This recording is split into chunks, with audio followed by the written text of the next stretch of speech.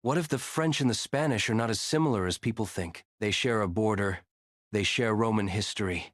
Their languages both came from Latin. Their cultures both carry wine, Catholicism, old villages, strong regional pride, and centuries of European history. So at first, the answer feels obvious. France and Spain must be close cousins, but the moment you look deeper, the story starts to break apart. Because a Spaniard from Catalonia may feel closer to southern France than to parts of southern Spain. A Basque family on the French side and a Basque family on the Spanish side may share more with each other than with their own national capitals. And a French person from Paris may not resemble a Spaniard from Andalusia nearly as much as people assume. So what are the French and Spanish really? Neighbors? Cousins? Rivals? Or two peoples who only look similar from a distance? This is where things get interesting. Because language says one thing, DNA says another. History says something even more complicated, and names may reveal clues most people never notice. So before we say French and Spanish are basically the same or completely different, we need to ask the real question. Are we comparing countries? Or are we comparing regions, borders, bloodlines, languages, and identities that don't always match the map? Stay with me, because once you see the hidden history between France and Spain, you may never look at the border between them the same way again. Let's get started. Most people think the greatest thing separating France and Spain is a wall of mountains. They're wrong. The Pyrenees certainly look like a natural barrier.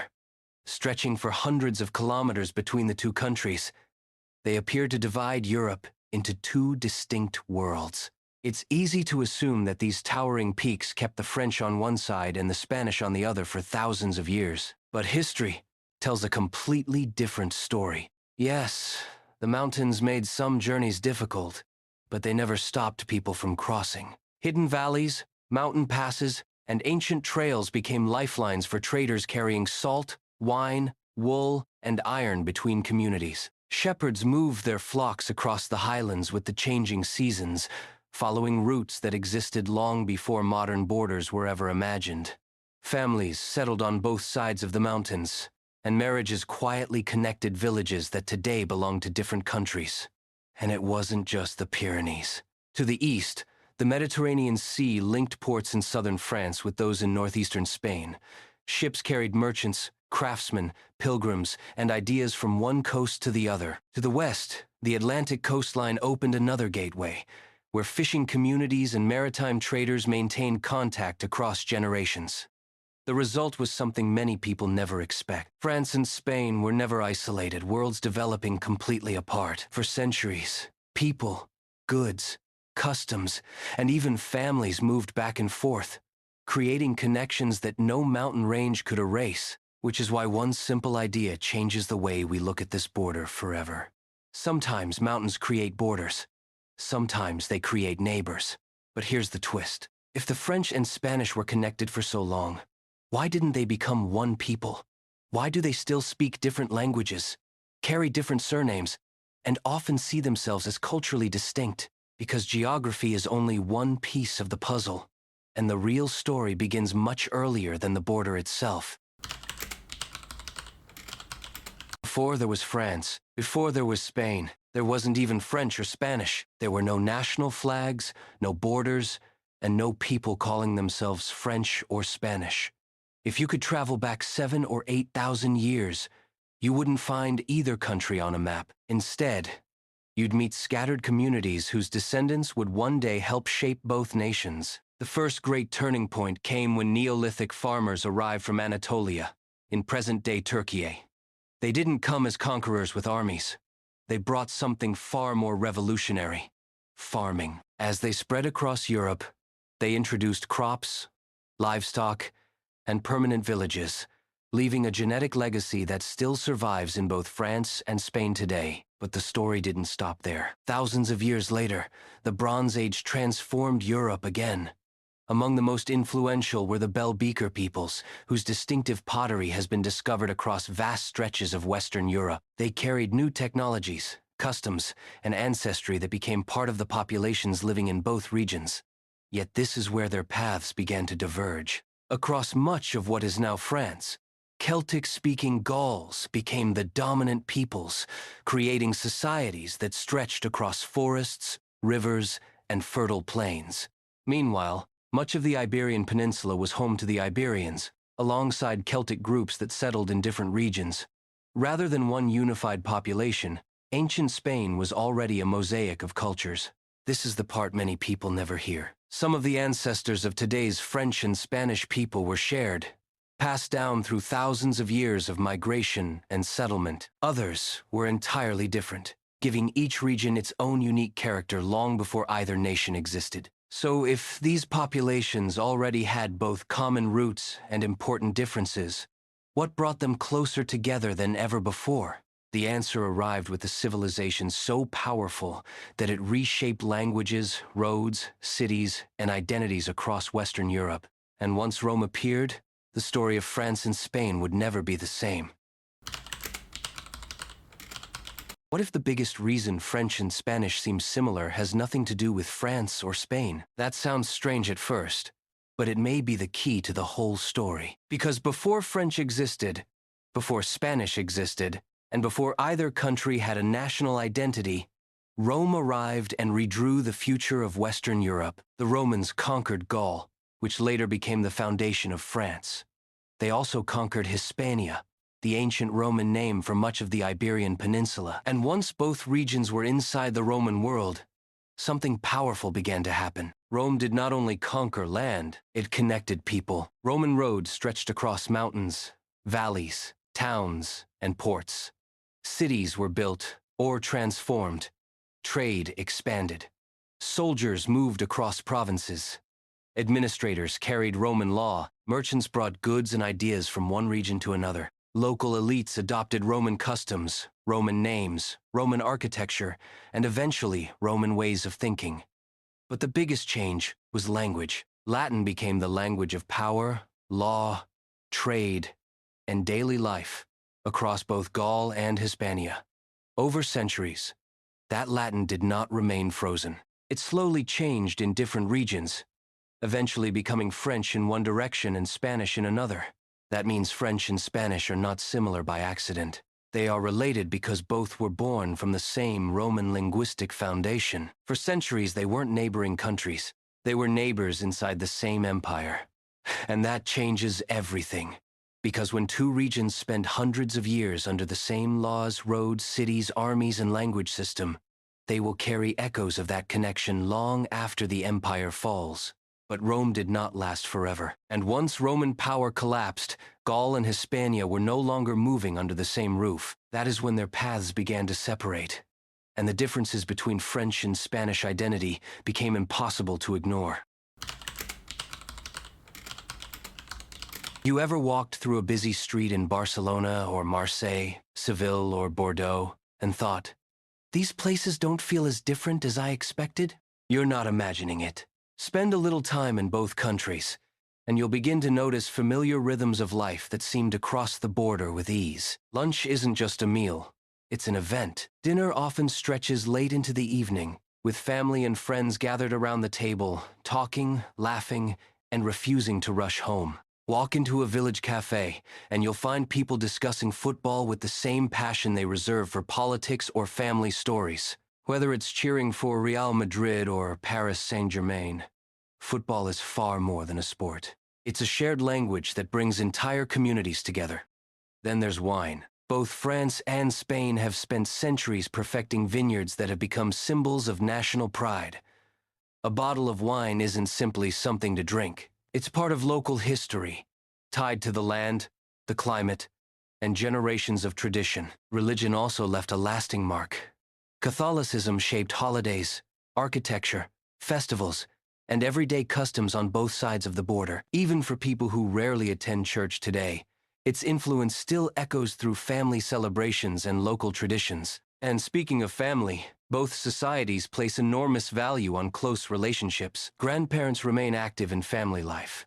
Weekends revolve around shared meals, and gatherings often include several generations under one roof. Looking at all of this, it's easy to conclude that the French and Spanish must be closely related. But here's where the story takes an unexpected turn. Similar doesn't always mean related. Sometimes people become alike because they faced similar climates, ate similar foods, shared the same religion, and lived comparable Mediterranean lifestyles for centuries. Culture has a remarkable ability to shape people in similar ways, even when their histories are not identical. So if food, family, and traditions don't tell the whole story, what does? Surprisingly, one of the biggest clues isn't found on the dinner table. It's found in something people carry for generations: their names. Imagine you're handed two surnames. One is Rodriguez. The other is Dubois. Without seeing a face, hearing an accent, or knowing where either person was born, could you guess which one is Spanish and which one is French? Surprisingly, in many cases you probably could, because surnames are more than labels. They are tiny pieces of history, quietly preserving stories that began centuries before modern passports even existed. Let's start with Spain. Some of the country's most familiar surnames include Garcia, Fernandez, Martinez, Rodriguez, and Gonzalez.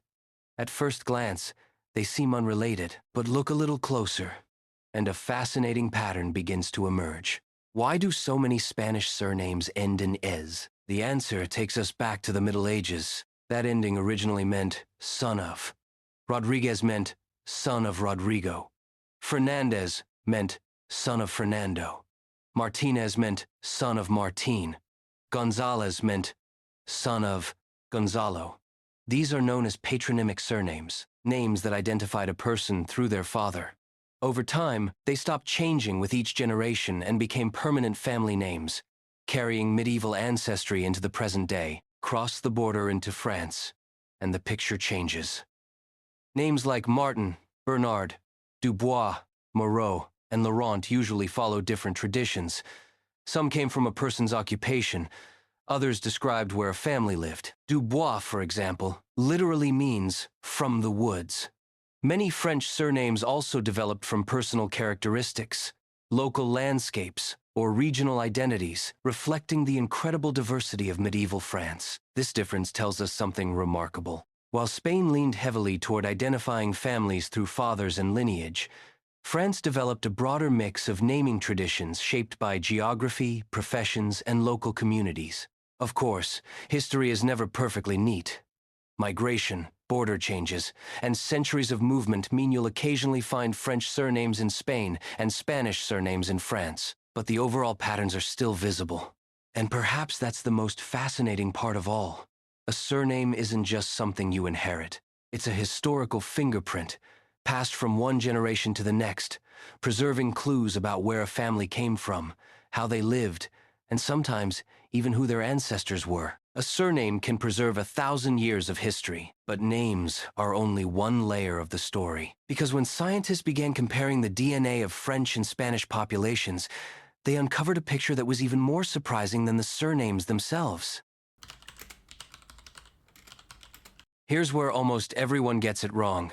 People assume that if you draw a border on a map, you've also drawn a genetic boundary. But DNA doesn't work that way. Genes don't stop at passport control, and they certainly didn't thousands of years ago. When scientists compare French and Spanish populations, they don't find two completely separate groups. Instead, they find overlap, especially in the regions closest to the border. That shouldn't be surprising. For centuries, people crossed the Pyrenees to trade, marry, settle, and raise families. Over generations, those movements left their mark on the DNA of both countries. But then comes the twist that surprises almost everyone. Take the Basques. Living on both sides of the Western Pyrenees, they share a culture and language unlike any other in Europe. Modern genetic studies consistently show that a Basque from northern Spain can be genetically closer to a Basque from southwestern France than to someone living in southern Spain. The border may separate them politically, but their ancestry tells a much older story.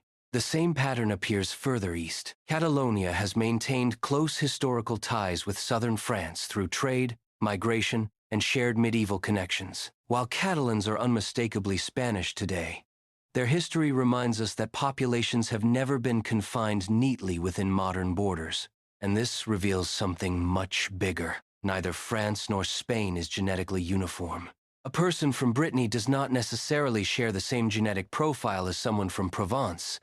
Likewise, someone from Galicia differs from someone in Andalusia. Each region carries its own historical layers, shaped by ancient migrations, local populations, and centuries of interaction with neighboring peoples. That's why asking, are the French and Spanish genetically similar, has no simple yes or no answer. It depends on which French people and which Spanish people you're comparing. The closer you look, the more regional the story becomes. And perhaps that's the most important lesson of all. National borders don't always match genetic borders, which also explains why so many people misunderstand the relationship between France and Spain, and why some of the most common beliefs about these two nations simply don't stand up to history. Now we've reached the part where almost everyone gets caught out. The deeper you dig into French and Spanish history, the more dangerous simple answers become. Let's test some of the biggest misconceptions. The French and Spaniards are basically the same people. Not quite. They certainly share ancient ancestry, Roman influence, and centuries of interaction, but they also experienced very different migrations, kingdoms, and historical turning points that shaped two distinct identities. Similar does not mean identical. If they speak different languages, they must come from different ancestors. Again, no. Languages can spread far faster than people. A population may adopt a new language through conquest, prestige, or political power while keeping much of its older ancestry. The words people speak and the DNA they inherit do not always tell the same story. DNA tells you someone's nationality. This is one of the biggest myths of all. DNA can reveal where your ancestors came from thousands of years ago. Nationality is a modern idea, shaped by history, culture, and citizenship. They are connected, but they are not the same thing. Borders define genetics. If that were true, every border in Europe would separate completely different populations. It doesn't. For thousands of years, merchants, pilgrims, soldiers, and entire families crossed rivers, mountains, and coastlines long before modern nations existed. Human history has never respected political borders. And finally, southern France and northern Spain are basically one population. There is some truth behind that idea, but only some. Those neighboring regions have influenced one another for centuries, yet each has developed its own traditions, dialects, and historical identity. They overlap, but they are not interchangeable. That's the beauty of European history. The closer you look, the less black and white it becomes. History is messy, and that's exactly what makes it so fascinating. Because once you strip away the myths, only one question remains. If the French and Spanish are neither the same nor completely different, just how similar are they, really? And that brings us to the question everyone wants answered. If the French and Spanish are not the same people, but also not complete strangers, then who are they actually closer to? The answer depends on where you look, because there isn't one French population and there isn't one Spanish population. That's why there isn't one answer. So, after everything we've uncovered, here's the question everyone has been waiting for.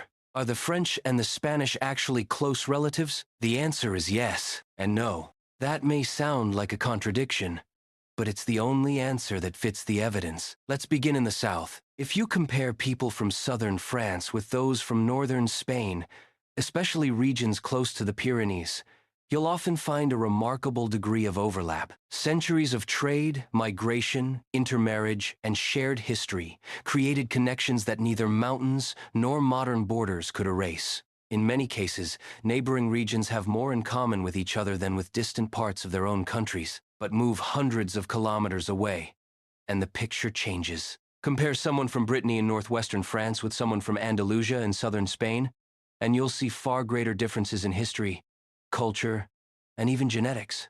Each region has followed its own journey, shaped by different migrations, kingdoms, and local traditions. And that's the mistake people make. They compare France with Spain as if each country were one single population. They're not. There isn't one French population. There isn't one Spanish population. There are dozens of regional histories, each adding another layer to the story. That's why geneticists rarely talk about the French or the Spanish, as though everyone fits into one category. They compare specific regions because that's where the real patterns emerge. The same is true for culture and language. A border may separate two countries, but accents, traditions, food, and family customs can change gradually from one village to the next. History rarely draws sharp lines. It leaves behind a spectrum. So, who is actually closer? It depends on which French people and which Spanish people you're talking about. And perhaps that's the most surprising discovery of all. The deeper you investigate France and Spain, the less the story is about countries, and the more it becomes a story of regions, people, and thousands of years of shared history that refuse to fit neatly inside modern borders. Or maybe the real surprise isn't whether the French and the Spanish are related. By now, we know they are. They share ancient ancestry, centuries of Roman rule, and a border that connected people far more often than it divided them. They inherited related languages, embraced many of the same traditions, and lived side by side for thousands of years. But that's only half the story. The real surprise is that two neighboring peoples can share so much history and still grow into two distinct identities. One became famous for its cafes, chateaux, and the language of diplomacy. The other became known for flamenco, vibrant regional cultures, and a history shaped by Christian kingdoms, Al-Andalus, and global exploration. Their ancestors sometimes walked the same roads. Their descendants built different nations. And perhaps that's the greatest lesson history teaches us. Shared roots do not produce identical branches. History, geography, migration, and culture all leave their mark, shaping people in ways that no single DNA test or political border can fully explain. So, after everything we've uncovered, it's your turn. I want to hear your opinion. Who do you think the French are closest to overall? Spaniards, Italians, Belgians, Germans. And who do you think Spaniards are closest to? Portuguese, French, Italians, Greeks. But there's one rule. You can only choose one. No sitting on the fence. Defend your answer using history, culture, language, or DNA. I'm genuinely curious to see where this debate goes, because some of the best discussions on this channel come from people who bring their own knowledge, family history, and perspectives to the conversation. If you enjoyed this journey through European history, ancestry, and identity, don't forget to like this video, subscribe to the channel, and turn on notifications so you don't miss our next deep dive into the stories that shape the world we live in. Thanks for watching. Until next time, stay curious, keep questioning, and keep digging beneath the surface of history, because that's where the most fascinating stories are waiting to be discovered. Bye for now.